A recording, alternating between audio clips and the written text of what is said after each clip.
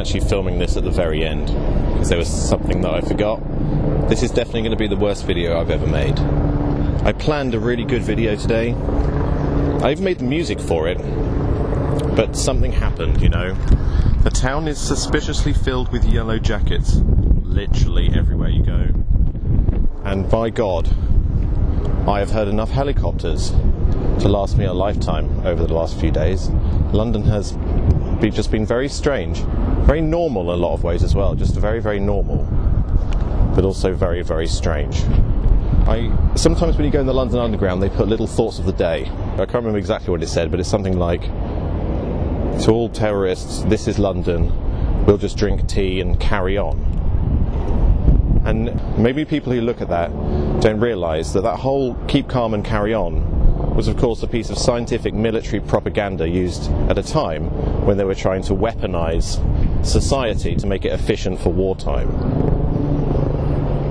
It's the same people who organise a much more high-tech and revolutionary form nowadays. And because of what has happened, unfortunately for me, I can't spend all day safely in my own little enclosure. This is the only place I could actually feel like calm, in my own little small prison. But I did, unfortunately today, have to go back to the Dance of Death.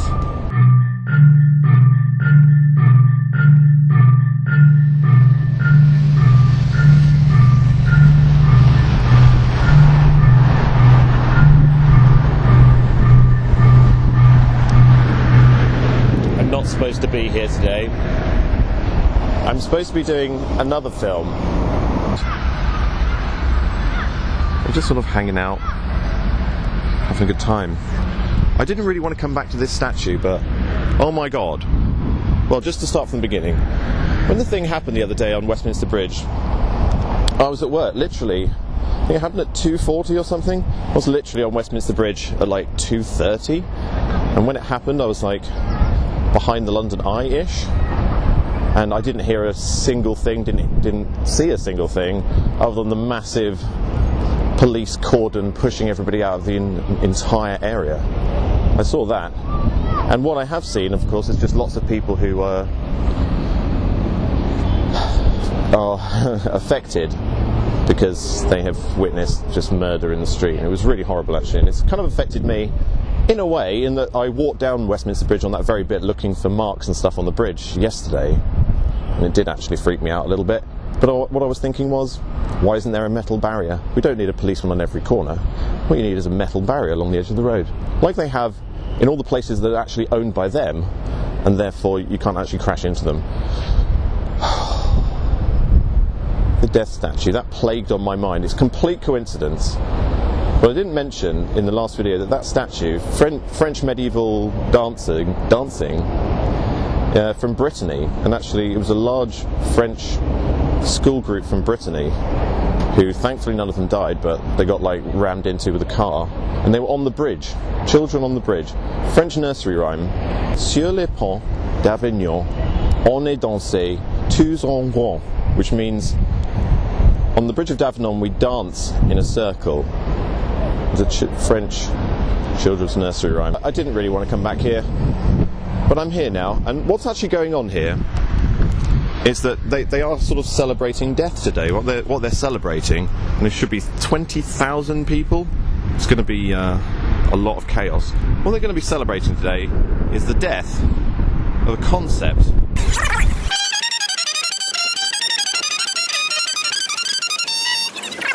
I'm going to be following this march today. It's like an anti-Brexit march. Not because I really have any interest in them. The film I was going to be making today, I would have been stalking them anyway, but actually purposefully talking about something completely different, which is exactly what I'm going to do anyway. But because the world has suddenly gone weird, well, London has gone weird, I guess I'm going to be talking about that instead.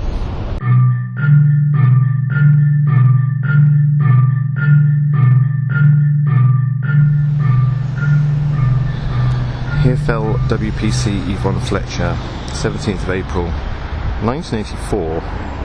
It used to be the Libyan consulate, and even the well-known conspiracy theorists called Channel 4, in their documentary they made about it, insinuated that actually she was shot from up there by somebody. Maybe, is it German or American? Secret Service, some weird shenanigans happened. Very high profile, very shocking to the public for a female officer to be killed in the street. Actually, filmed on television as well. Very high profile, very effective at driving a certain type of agenda. Which is why we should always be suspicious about that, because quite some time before any real information started to actually come out of that place.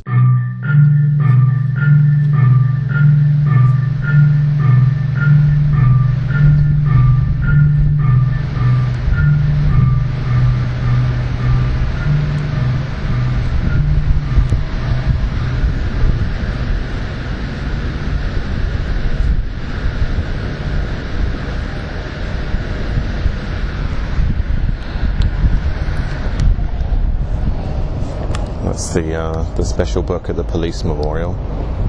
There's this big glass thing behind me, and it's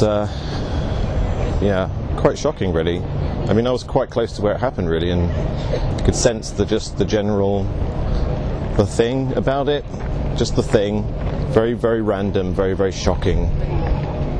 But whether it was suspicious or not, which by this point is, I don't think, going to be provable by anyone. We're never going to get any CCTV or anything like that. But certainly, whenever something like that might happen, they're going to be using it to serve the agenda. And the agenda is to basically militarise the town police officer on every corner. They have it right now. This is like the golden dream of the private security matrix, is to have us living in a sort of militarised internment camp for our own safety. That is literally what London is turning into. I'm going to go down to Scotland Yard now and talk to you about a couple of things that are just sort of mildly suspicious.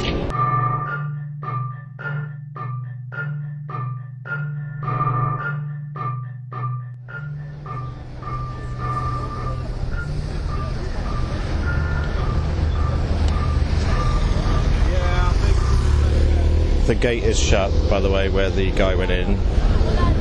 Which goes without saying, really. It's actually been shut ever since it happened. It may actually never open up again. They're having a debate in Parliament over the next couple of weeks about parliamentary security. Everybody's oblivious to this, but there's a mark there on the pillar. Slammed it into that wall and then jogged. He literally had to jog all the way around that railing and all the way around the bottom.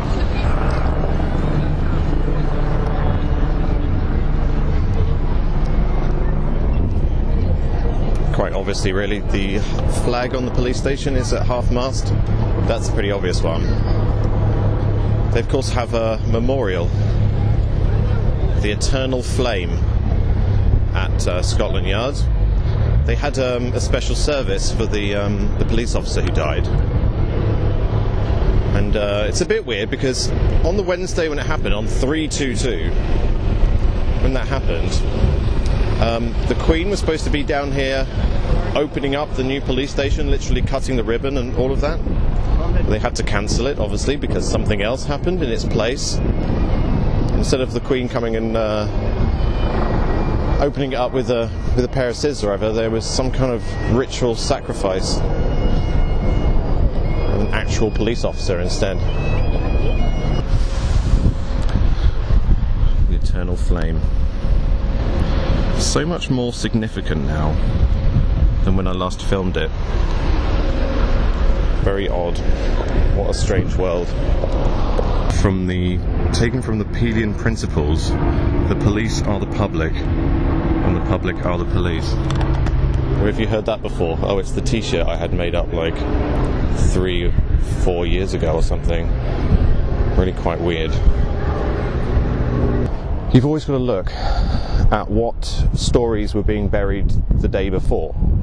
And actually, I personally think that, even though the Queen was supposed to be opening up that building behind me on Wednesday, she probably would have cancelled already because a very, very high-profile leak happened to do with the Metropolitan Police saying that they'd been, for many, many, many years, they'd been accessing illegally the email accounts of Greenpeace and lots of other environmental protesters and environmental people, and also many mainstream journalists. So essentially for years and years and years they'd hacked their emails thanks to an Indian hacker. That was a story that would have been really big. I mean, can you imagine if the attack hadn't happened and the Queen had been there? That story was released on the day, so when all the press were talking about the police station, they would have had to have mentioned the new investigation into Scotland Yard's misdealing and criminal behaviour. But they're not, are they? They're not talking about that. They're talking about the sorrowful loss of an upstanding police officer. In order for that sort of thing to be properly psychologically effective, the guy who got murdered basically has to be innocent. He's just sort of one of their minions, and he became part of what essentially now will be taken on as a sort of military campaign of propaganda to normalise the build-up of the police state and just the whole geopolitical project in general. It also quashes the momentum out of civil movements. Very much so. People really don't want to hang around in the street anymore that much. Well, they're doing it today as a show of solidarity, but I'm sure they're all pretty nervous about it. And I don't know what else to say. What a weird freaking town.